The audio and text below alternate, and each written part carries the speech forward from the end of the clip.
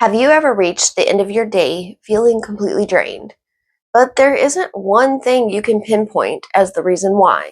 Like maybe nothing major happened, just the normal schedule and routine, no crisis, nothing went terribly wrong, and you may have not even been especially busy, but somehow you're sitting there at the end of the day feeling depleted. Let's talk about it. Hello, and welcome to Torches Yoga and Mindfulness. I'm Lauren, and I'll be your coach. If you are curious about mindfulness, healing, and practical habits that actually work, you're in the right place because here we focus on simple but powerful practices grounded in ancient wisdom and modern science to care for both our mind and body. So go ahead, hit that like and subscribe so you don't miss what's next. So, we've kind of talked about this before. If you caught the 8 Skills of Mindfulness series, we talked about skill number 4, which is energy. But today we're going to take a deeper look at what is going on with our energy on those days where your patience is shorter than usual, your mind feels crowded, and maybe you just have the sense of being emotionally worn thin. Just those days when you're not entirely sure where all your energy went. I think a lot of us are conditioned to believe that exhaustion only comes from doing too much. I don't know about you, but growing up from a young child all the way through adolescence, I was always being told I wasn't tired. I couldn't be tired.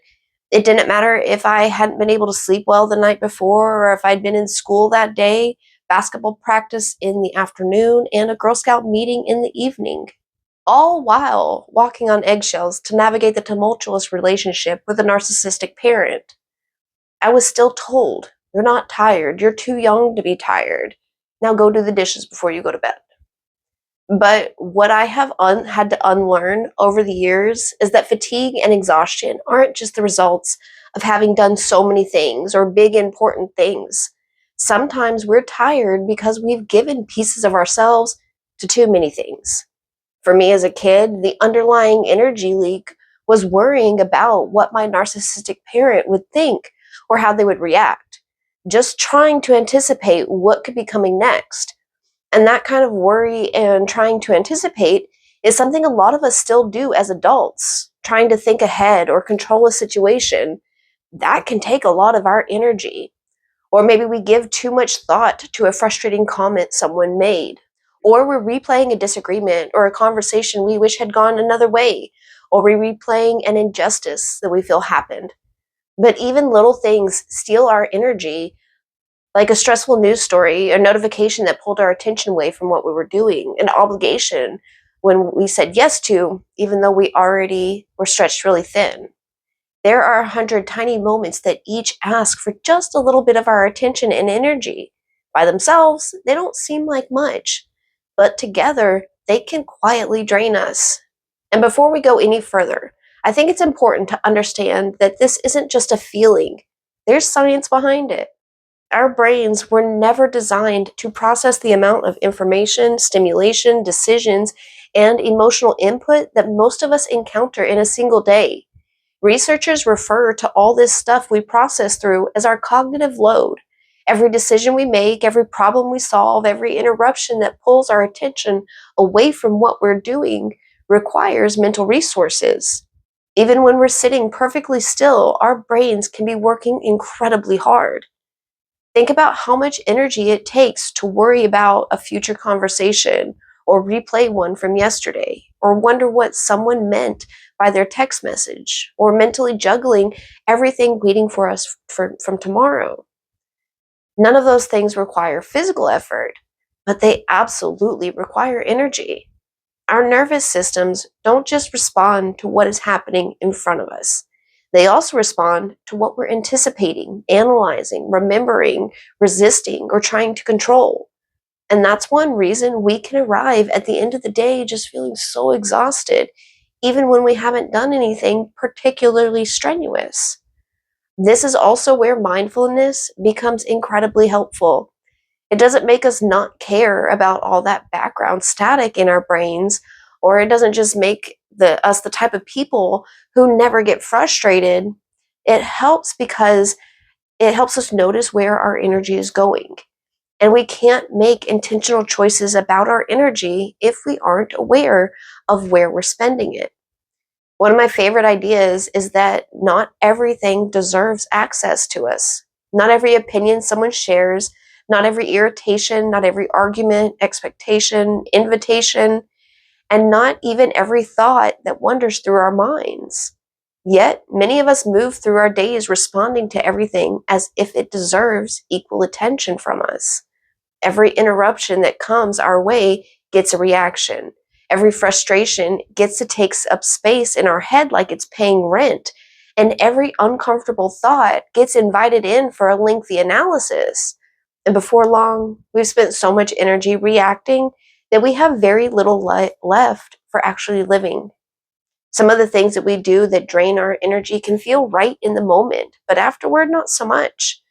Maybe it leaves a feeling of lost time, frantic, trying to make up for it, or overthinking after the fact.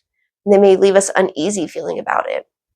Like when I get home from a long, hard day at work, yeah, in those moments right after getting home, it may feel nice just to check out, go zombie mode, and just scroll through pet videos for 45 minutes. But I regret it later. After I put the phone down, I'm less motivated, I'm more distracted, more depleted than I was when I started. What I'm getting at is a shift I learned along the way that helped me a lot. Instead of making an assessment in a moment of whether I'm enjoying it or if it feels good, whatever it is I'm doing, I check in and I start paying attention to what happens afterwards because the after effect tells us a lot. Sometimes things feel good in the moment but leave us depleted afterwards. And we've probably all been there where you pick up your phone to check one thing and somehow we end up scrolling for half an hour. Maybe it felt fine while we were doing it, but afterwards we feel distracted, scattered, and still depleted. You can think of it like how we approach what we eat. Like, I love chocolate chip cookies. If there's cookies in the kitchen, am I going to have one? Heck yeah. Am I going to eat 12? No, because I would have a terrible stomachache after all that. Same kind of concept here.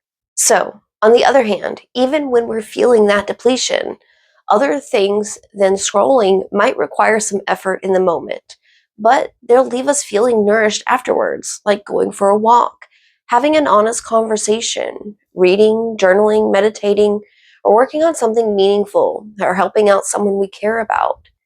These kinds of things aren't the easiest choice to make in the moment, but afterwards, we often feel more grounded, more connected, more present, and more like ourselves. And that, my friend, is where today's mindfulness practice comes in. For the next week, I'd like to invite you to try asking yourself one simple question. What leaves me feeling more alive afterwards? Not what feels easiest or the most comfortable at the time, not what gives the quickest hit of distraction or dopamine, just what leaves me feeling more alive afterwards. At the end of the day, take a few quiet moments and reflect on what gave me energy today, what drained me, what left me feeling depleted. And there is no need to judge your answers. There's no need to immediately change anything. We are simply being curious and gathering information. We're learning how our own minds and bodies respond to the choices that we make every day. Because, I'm going to say it, awareness creates choice, and choice creates change. The more clearly we can see our patterns, the more intentionally we can choose where our energy goes. And over time, you'll start to notice that you're able to recognize which habits support you versus which ones deplete you. You'll notice which relationships support you or which activities leave you feeling connected and fulfilled, and which things consistently take more than they give. As we begin noticing those patterns, we become better stewards of our energy, not by controlling every moment or by avoiding every challenge, but by becoming more intentional about what we continue feeding with our attention. Every time we give our attention to something, we are feeding it and helping it to grow, whether that be gratitude or resentment, connection or isolation, purpose or distraction, calm or chaos. Whatever consistently receives our attention tends to be the underlying tone of every experience we have. I will leave you with this today, friend. Our energy is one of the most valuable resources we have, and while we can't control everything that demands our attention, we can become more aware of what we're giving ourselves to. We can notice what nourishes us and what drains us, and we can begin making small choices that place more of our energy into the things that genuinely support our well-being, not to try to become perfect people or to optimize every moment, but because life feels different when we're investing our energy in things that help us feel more present, more connected, and more alive. Friend, thank you so much for sharing a piece of your day with me. Stay present, stay kind to yourself, and I will see you soon.